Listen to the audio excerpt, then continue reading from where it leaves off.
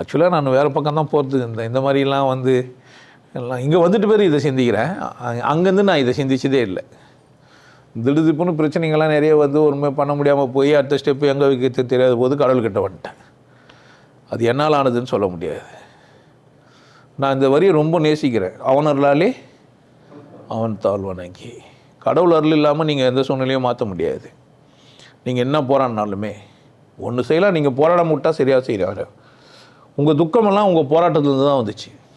நீங்கள் துக்கப்படுறீங்க, கஷ்டப்படுறீங்க, துன்பப்படுறீங்கள, இதுக்கு கடவுள் காரணம் கிடையாது. அப்போ நான் தான் காரணமாக? கடவுள் காரணம் இல்லை, கடவுள் தான் உங்களுக்கு காரணம்.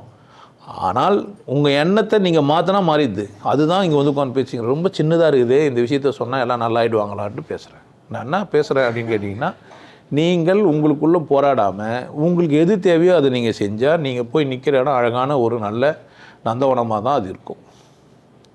நீங்கள் போராடும்போது தான் அசிங்கப்படுத்திடுறீங்க. உங்களுக்கு யாரும் புரிய வச்ச உடனே நீங்கள் கேவலமாயிட்டீங்க. யாரும் உங்களுக்கு எதனா கற்றுக் கொடுத்துட்டாங்கன்னா அங்கே என்ன வரீங்க? இங்கே பிரச்சனை உங்களுது மட்டும் இல்லை, உங்களுக்கு கற்றுக் கொடுக்குறவங்களும். இந்த கற்றுக் கொடுக்குறவங்களும் நீங்கள் ஏன் ஒத்துக்குனீங்க தான் ஒரு பிரச்சனை.